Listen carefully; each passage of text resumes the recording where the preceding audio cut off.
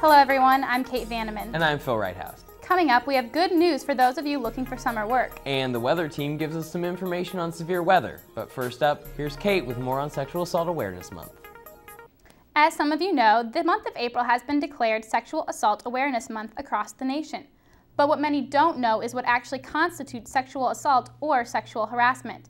To help alleviate confusion and help promote awareness against sexual violence, please visit Fast Track online at web.ics.purdue.edu/fasttrack. On our site, you will find examples of many forms of sexual violence as well as their long-term effects. If you're looking to be entertained, we have rapping pros, Shakespeare, and an American Idol alumni coming your way in this week's community calendar.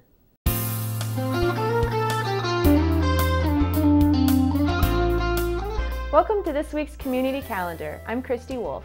I'm Stephen George. Hip-hop artist Bob Brinkman will present his show, The Rap Canterbury Tales, which he based off of Geoffrey Chaucer's The Canterbury Tales. This will be on April 13th at 5:30 p.m. in the Cranard Auditorium. This session is limited to 25 students.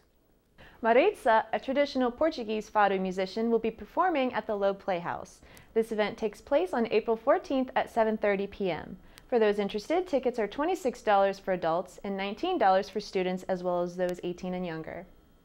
On April 13th, Purdue Musical Organizations present the All-Campus and Community Chorale Concert. This will be held at the First United Methodist Church on 1700 State Road 26 West at 7 p.m. The event is free and open to everyone.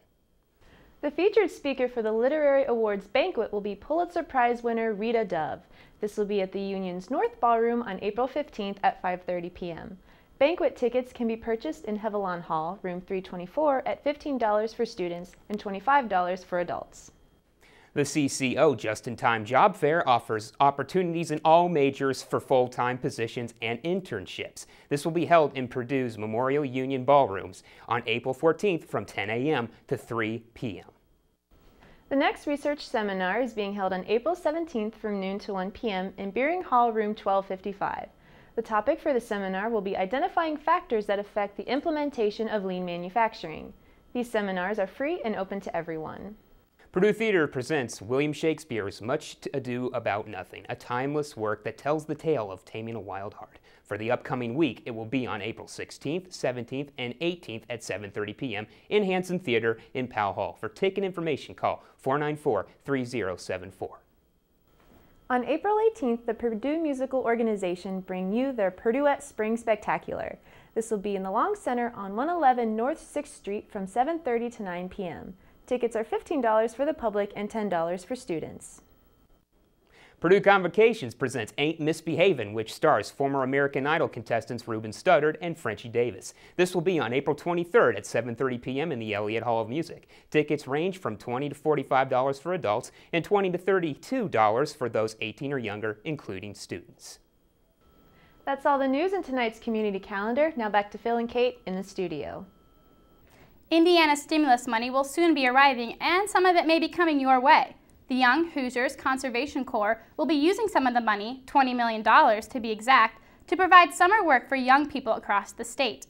Over 2,000 jobs will be available from May 1st through September 30th, all within the Department of Natural Resources in the state park system. The positions will be open to young adults ages 16 to 24, and applicants must meet specific income requirements to be eligible. The jobs will consist of rebuilding park structures, park maintenance, trail rehabilitation, and restoration of habitat. The Department of Workforce Development will also work with employees to develop resume and interviewing skills. For more information or to apply, visit www.in.gov/YHCC. College Week is coming up on Wheel of Fortune, and Purdue has their own representation. Tiffany Morgan tells us more.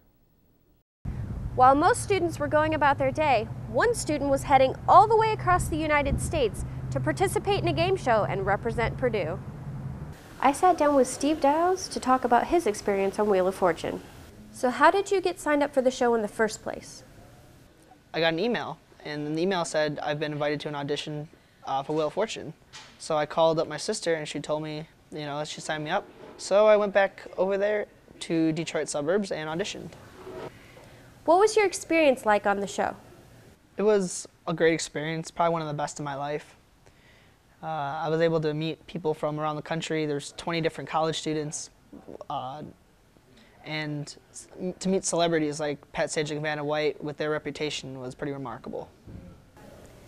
Can you tell us how much you won? Legally, yes. I didn't sign a contract saying I can't. But I'm going to let you, the viewer, find out next Wednesday. And you can watch Steve Wednesday night at 7 o'clock representing Purdue on Wheel of Fortune. Kyle Bloyd has news on a major YouTube deal as well as a lawsuit against Apple in this week's Tech Minute.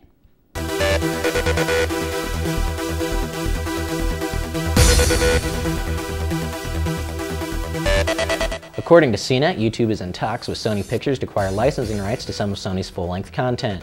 Not much is known about the specifics of the deal, as reps from both sides declined to comment, but the deal likely stems from YouTube's need to increase its revenue stream, as well as Sony's desire to promote its own streaming site, Crackle.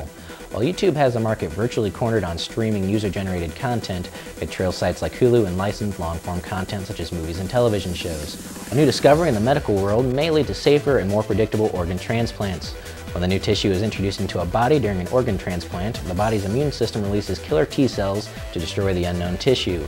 In the past, transplant patients were required to take immune-suppressing drugs, which, while preventing the body from destroying the transplanted tissue, brings the patient's immune system to a near crawl, greatly increasing the risk of infection and other complications. Now, scientists from Australia have developed a technique to calm the body's release of killer T cells without locking it out entirely. The process works by introducing additional T regulatory cells, which are responsible for halting the killer T cells after they've removed an infection. The process is still very experimental, but early testing shows promise, which could lead to what some sources are calling the medical breakthrough of the decade.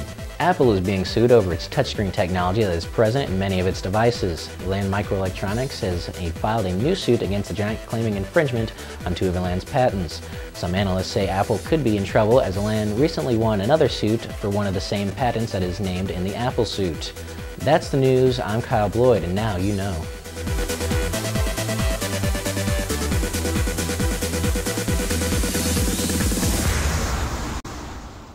Well, that's all we have for tonight, everyone. Thanks for joining us. We'll see you next time.